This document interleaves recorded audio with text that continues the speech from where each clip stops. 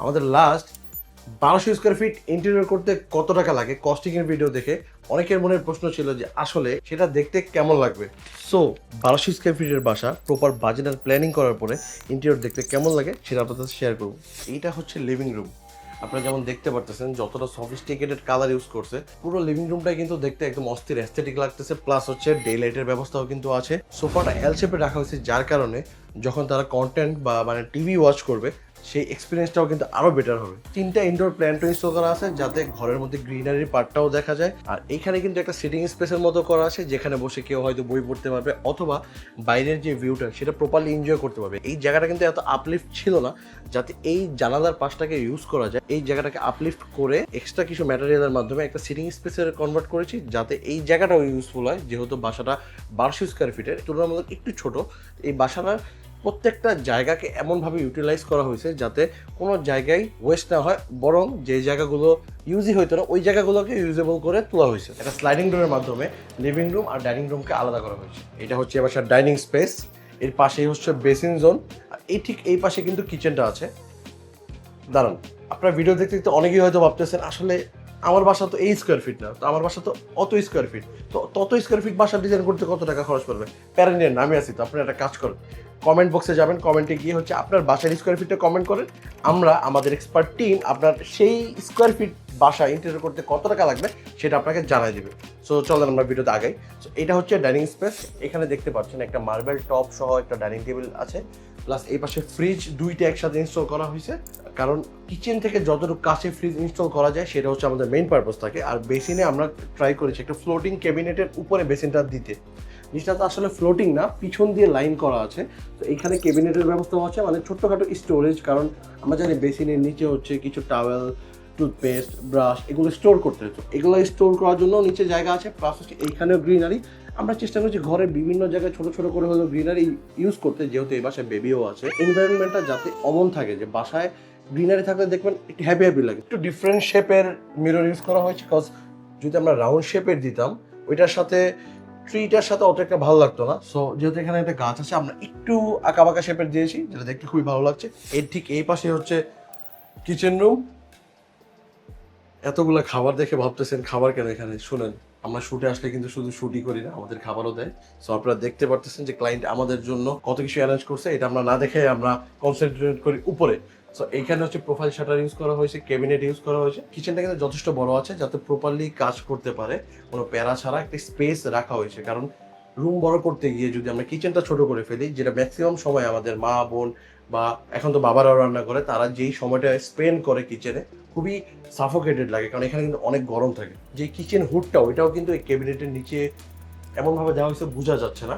So পুরো জিনিসটাকে খুবই মিনিমালিস্টিক ভাবে করা হয়েছে যাতে পুরো কিচেনটা দেখতে খুবই অ্যাস্থেটিকও লাগে, প্লাস ইউজফুল হয়। কারণ ইন্টেরিয়রের মেইন পারপোজ হচ্ছে আপনার জায়গা ইউটিলাইজ করা, ফাংশনাল হওয়া। লুক সবার লাস্টে আসে, কারণ লুক আপনি আজকে দেখবেন কালকে আপনার কাছে এটা নতুন লাগবে না, কিন্তু জিনিস যদি প্র্যাকটিক্যাল না হয় সেই ক্ষেত্রে কিন্তু আপনি অনেক প্যারা খাবেন। সো এই খাবারগুলো আমরা পরে খাবো, এগুলো আপনারা দেখেন না। আমরা নেক্সট জিনিসে যাই। তো একদম বরাবর যদি আমরা আসি, এইখানে হচ্ছে একটা বড় আকারের পেন্টিং আছে যেটাকে আমরা স্টেটমেন্টের মতো বানিয়েছি উপরে প্রোফাইল লেট দিয়ে। এটা হচ্ছে জাহাঙ্গীরনগর ইউনিভার্সিটি।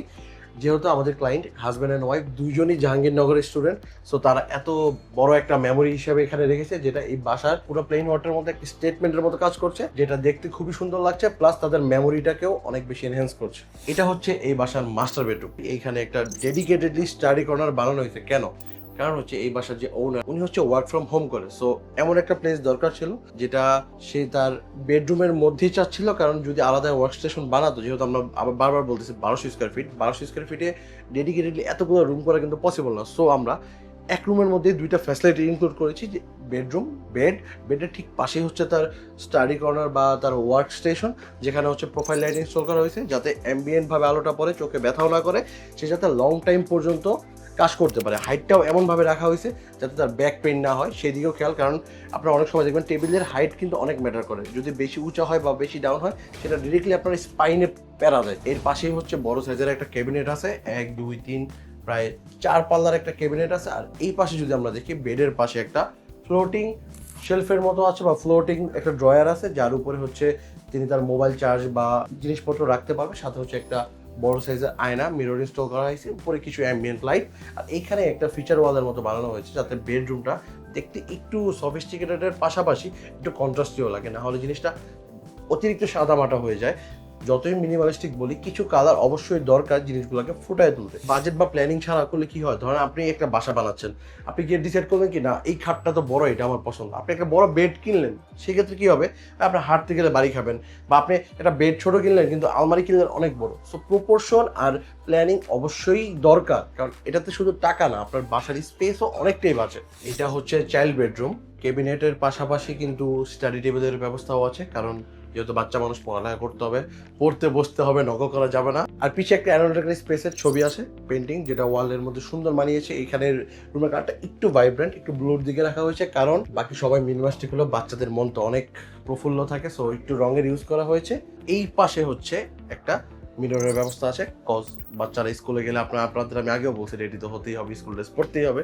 সো ক্যাবিনেটের ঠিক পাশেই একটা মিরর সহ ছোট্ট একটা কিউট আয়না আছে, যেটা চাইল্ড রুমটাকে পরিপূর্ণ করে। গেস্ট বেডটা যদি আমি আপনাদের দেখাই, যখন আমরা 1000 বা 1200 স্কোয়ার ফিটের বাসা ডিজাইন করি, তখন গেস্ট বেডটাকে এত প্রায়োরিটি কিন্তু দেওয়াটা অনেকেই মনে করে যে অর্থিত না, কারণ আমাদের বাসা তো অলরেডি ছোট, আমরা আবার একটা রুম যেটা গেস্টদের জন্য দিব, আমরা গেস্টদেরকেও ফিল দিব যে না, তারা একটা ভালোবাসা বেড়াইতে আসছে। সো আপনারাও কিন্তু এই ফিল দিতে পারেন। এই ফিল দিতে হলে অবশ্যই মিনিমালের সাথে যোগাযোগ করবেন, কারণ আমরা ইনশিওর করবো যেন আপনাদের প্রত্যেকটা রুম এতটা অ্যাস্থেটিক হয় যে বাসায় যে আসবে সে দেখে ব্লাস্ট হয়ে যাবে। ছোটবেলায় আমরা কি দেখছি, যখন আমরা বেড়াইতে যেতাম আমরা ফ্লোরিং করতাম, বাট এখন জিনিস অনেক আপগ্রেড হয়ে গেছে। আপনার গেস্ট আসবে, তার জিনিসপত্র থাকতে পারে, ল্যাপটপ থাকতে পারে, তার বই পড়তে মন চাইতে পারে, একটা ডেস্ক তার জন্য প্রয়োজন হয়। কিছু গেস্ট এমনও থাকে যে তারা রুম থেকে বের হয় না, তো আমরা এখানে একটা বুক কর্নারের মতো রেখেছি, প্লাস হচ্ছে এখানে কিন্তু লাইটও দেওয়া যায়। সো উপরে নিচে বোথ জায়গায় লাইট দেওয়া আছে, যাতে সে এখানে বসে কিছু পড়লে যেতে পড়তে পারে। সো এই পাশেই ফুল হাইট একটা ক্যাবিনেট করা হয়েছে উইথ এত বড় সাইজের একটা মিরর। এর মেন রিজন হচ্ছে আপনারা যখনই দেখবেন একটু জায়গাটা কনজাস্টেড বা ছোট স্পেস, আপনি যখন যত বড় সাইজের মিরর ইনস্টল করবেন, সেটা ভিজুয়ালি দেয়ালকে পিছিয়ে ঠেলে দেয়, যার কারণে রুমটা আরো স্পেশিয়াস মনে হয়। প্লাস যে কেউ চাইলে তো রেডি হতে পারবেই। এইটার পিছিয়ে মেইন পারপাসটা হচ্ছে আমরা গেস্ট রুমকে এমনভাবে বানাইছি যাতে যারা বাসায় থাকে তারাও যখন এই রুমটাকে যাতে প্রপারলি ইউজ করতে পারে, গেস্ট ছাড়াও, আর গেস্ট আসলে তারাও যাতে খুশি হয় যে না, তাদেরকে একটা ডেডিকেটেডলি এত সুন্দর একটা রুম দেওয়া হয়েছে।